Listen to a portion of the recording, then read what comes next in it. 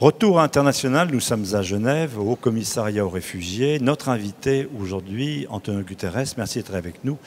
Haut commissaire aux réfugiés, nous parlions avant cette pause de la question, en effet, de l'afflux migratoire, de la situation des réfugiés.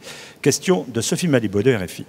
Monsieur Guterres, vous avez parlé de l'accueil, de la nécessité d'accueillir au moins 200 000 réfugiés en Europe. Est-ce que vous pourriez préciser à quoi correspond ce chiffre, sur quelle durée, venant de quel pays? Et pour aller dans quel pays éventuellement?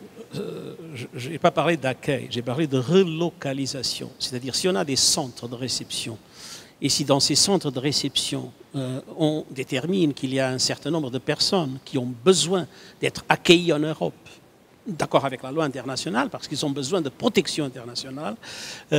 Alors, l'estimation que nous avons de ces besoins de relocalisation à partir des centres de réception vers les pays européens, et dans notre perspective, tous les pays européens devraient contribuer à cet effort.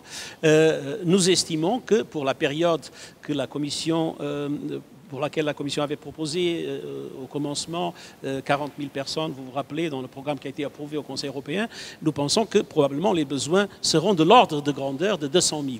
En ce moment même. Mais jusqu'à la fin de 2016. Mais ça ne correspond pas à tous les gens que l'Europe doit accueillir, parce que la réinstallation à partir des pays d'asile, parce que les visas qui soient octroyés, parce que les autres formes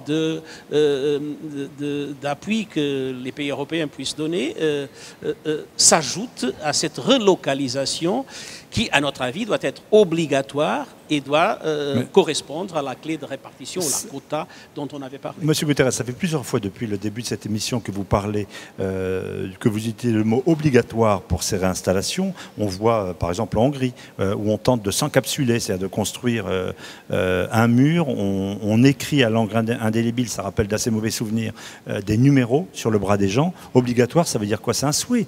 Qui peut obliger ces pays d'Europe à jouer le jeu que vous évoquez ici? Mais je crois qu'exactement la Hongrie serait un des pays qui aurait le plus grand bénéfice avec ce système.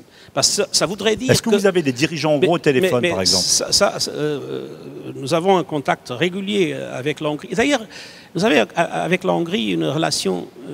un rapport affectif très fort.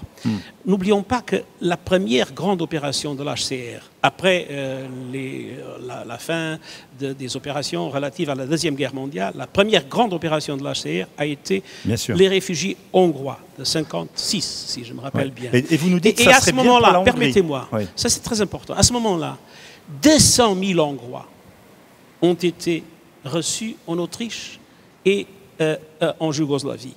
Et à ce moment-là, en 4 mois, 140 000 ont été relocalisés de l'Autriche vers d'autres pays européens, y compris même des pays hors de l'Europe. Ça montre, quand on parle de relocaliser 200 000 personnes, on ne fait rien de plus que ce que l'Europe a déjà fait quand les Hongrois en ont besoin. Et c'est pour ça que je crois que le peuple hongrois lui-même va faire comprendre à ses dirigeants qu'il faut avoir un rôle positif dans ce contexte et que cette relocalisation permettra exactement à la Hongrie d'avoir des conditions de réception des réfugiés sans que ça puisse se transformer dans un poids que la société hongroise ne pourrait pas accepter. Et que ce serait une opportunité. Parce qu'on relocaliserait vers les autres pays européens.